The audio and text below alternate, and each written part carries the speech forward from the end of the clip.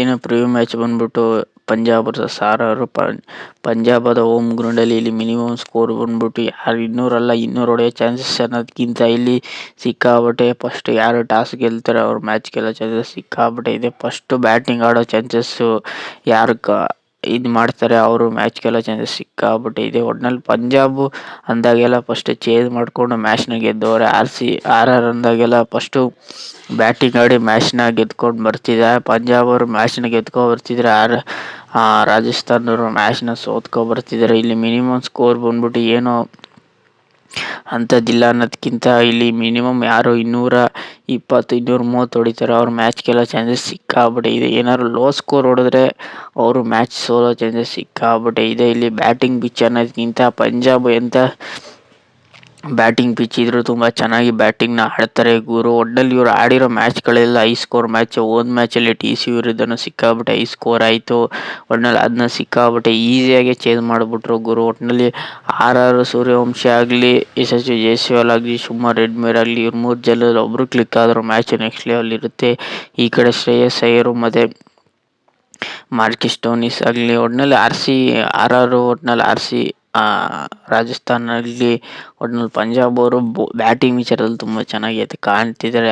ಅವರು ಬ್ಯಾಟಿಂಗ್ ವಿಚಾರದಲ್ಲಿ ತುಂಬ ಚೆನ್ನಾಗಿ ಕಾಣ್ತಿದ್ದಾರೆ. ಇಬ್ಬರು ಸೈಡಲ್ಲೂ ಬೌಲಿಂಗ್ ವಿಚಾರದಲ್ಲಿ ಅವರು ತುಂಬ ಚೆನ್ನಾಗಿ ಬೌಲಿಂಗ್ನ ಮಾಡ್ಕೊಬರ್ತಿದ್ದಾರೆ. ಆದರೆ ಪಂಜಾಬ್ ಅವರು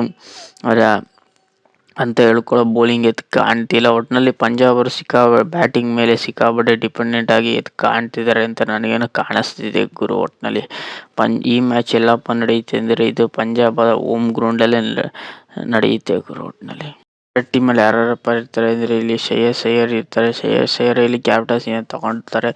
ಇಲ್ಲಿ ಮೇನ್ ಶ್ರೇಯಸ್ ಅಯ್ಯರ್ ಎಲ್ಲ ಮ್ಯಾಚಲ್ಲೂ ಅವರು ಫಿನಿಶಿಂಗ್ನ ತುಂಬ ಚೆನ್ನಾಗಿ ಕೊಡ್ತಿದ್ದಾರೆ. ಇಲ್ಲಿ ಪೃಥ್ವಿ ಸಿಂಗ್ ಆಗಲಿ, ಪ್ರಿಯಾಂಕ್ ಆಚಾರ್ಯ ಆಗಲಿ, ಇವರಿಬ್ಬರ ಮೇಲೆ ಸಿಕ್ಕಾಪಟ್ಟೆ ಎಕ್ಸ್ಪೆಕ್ಟೇಷನ್ ಇರುತ್ತೆ. ಪ್ರಿಯಾಂಕ್ ಆಚಾರ್ಯ ಹೋದ ಮ್ಯಾಚಲ್ಲಿ ತುಂಬ ಚೆನ್ನಾಗಿ ಮ್ಯಾಚ್ನ ತಗೊಂಡೋದ್ರು.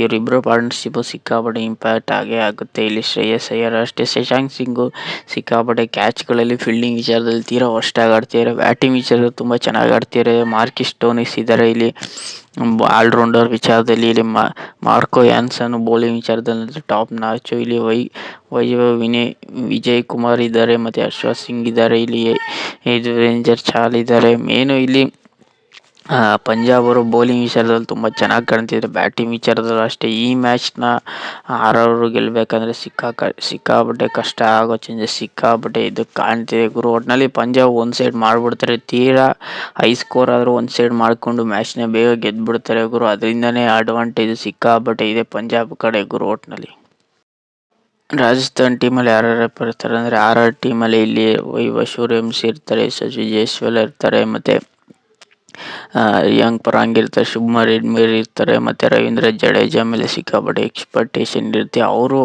ಎಂಥ ಮ್ಯಾಚ್ ಇದ್ರು ಮ್ಯಾಚ್ನ ಹೋದ ಮ್ಯಾಚಲ್ಲಿ ಅವರು ಸಿಕ್ಕಾಪಟ್ಟೆ ಇಂಪ್ಯಾಕ್ಟ್ ಆದರು.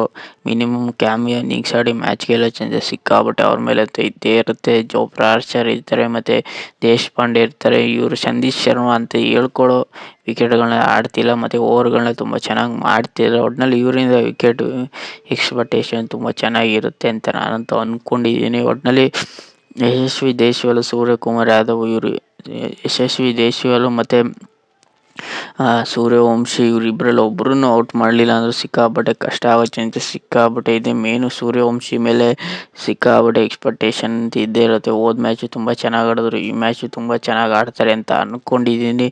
ಒಟ್ಟಿನಲ್ಲಿ ಅವರು ಬೌಲಿಂಗ್ ವಿಚಾರದಲ್ಲಿ ಬ್ಯಾಟಿಂಗ್ ವಿಚಾರದಲ್ಲಿ ತುಂಬ ಚೆನ್ನಾಗಿ ಕಾಣ್ತಿದ್ದಾರೆ ಗುರು. ಒಟ್ಟಿನಲ್ಲಿ ಏನು ಕೊರತೆ ಅಂತ ಇಲ್ಲ.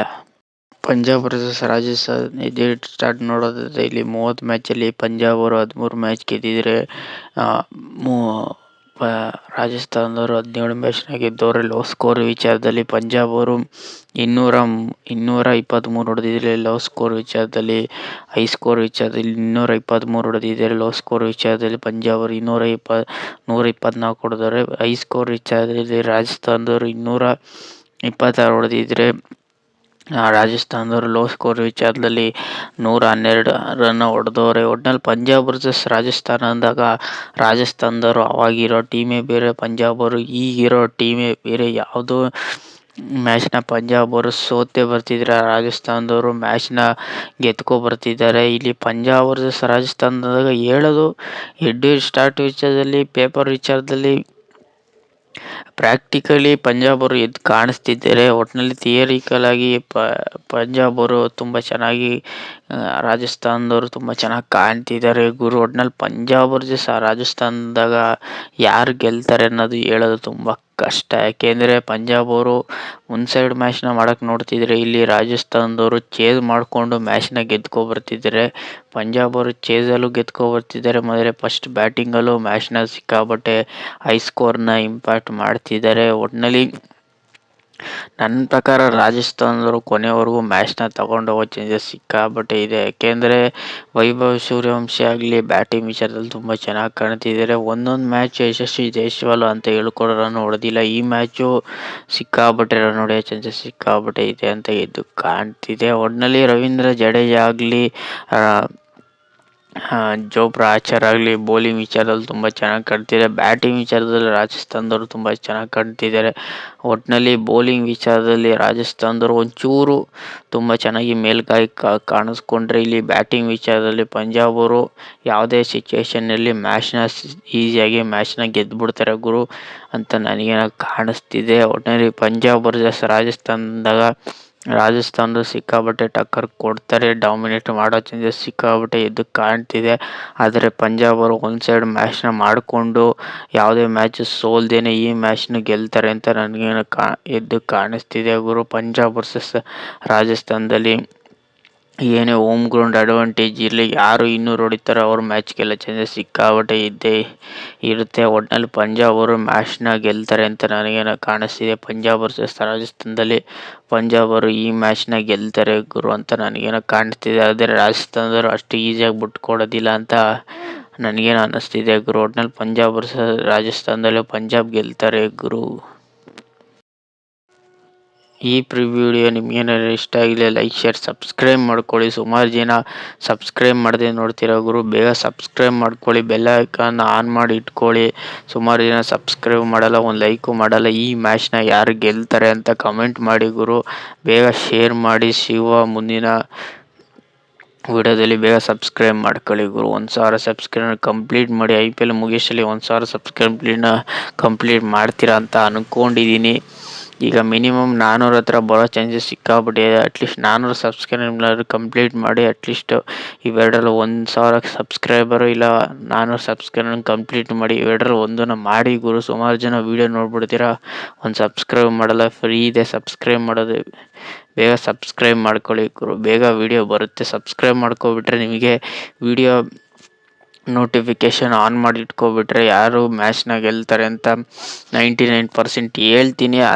ಹಂಗಂತ ನಾನೀಗ ಮ್ಯಾಚ್ ಅವರೇ ಗೆಲ್ತಾರೆ ಅಂತ ಹೇಳೋ ಚಾನ್ಸಸ್ ಸಿಕ್ಕಾಪಟ್ಟೆ ಕಷ್ಟ. ಅದರಲ್ಲೂ ಸಿಕ್ಕಾಪಟ್ಟೆ ನಾನು ಹುಡುಕಿ ಎಲ್ಲ ನೋಡಿ ಮ್ಯಾಚ್ನ ಇಂಥವ್ರು ಗೆಲ್ತಾರೆ ಅಂತ ಹೇಳ್ತೀನಿ. ಇಂಥವ್ರು ಗೆಲ್ತಾರೆ ಅಂತ ಹೇಳಿದ್ರು ಒಂದೊಂದು ಸತಿ ಬೇರೆಯವರು ಗೆಲ್ಲೋ ಚಾನ್ಸಸ್ ಸಿಕ್ಕಾಪಟ್ಟಿದೆ. ಆದರೆ ಈ ಪಂಜಾಬ್ ವರ್ಸಸ್ ರಾಜಸ್ಥಾನದಲ್ಲಿ ಪಂಜಾಬ್ ಅವರು ಗೆಲ್ತಾರೆ ಗುರು. ಒಟ್ಟಲ್ಲಿ ಪಂಜಾಬ್ ಅವರು ಒಂದು ಮ್ಯಾಚ್ನ ಸೋಲ್ದೇನೆ ಬರ್ತಿದ್ದಾರೆ. ರಾಜಸ್ಥಾನದವರು ಸುಮಾರು ಮ್ಯಾಚ್ನ ಸೋತ್ಕೊ ಬರ್ತಿದ್ದಾರೆ. ಪಂಜಾಬ್ ಅವರು ಈ ಮ್ಯಾಚ್ನ ಗೆಲ್ತಾರೆ ಅಂತ ನನಗೇನೋ ಕಾಣ್ತಿದೆ ಗುರು. ಒಟ್ಟಿನಲ್ಲಿ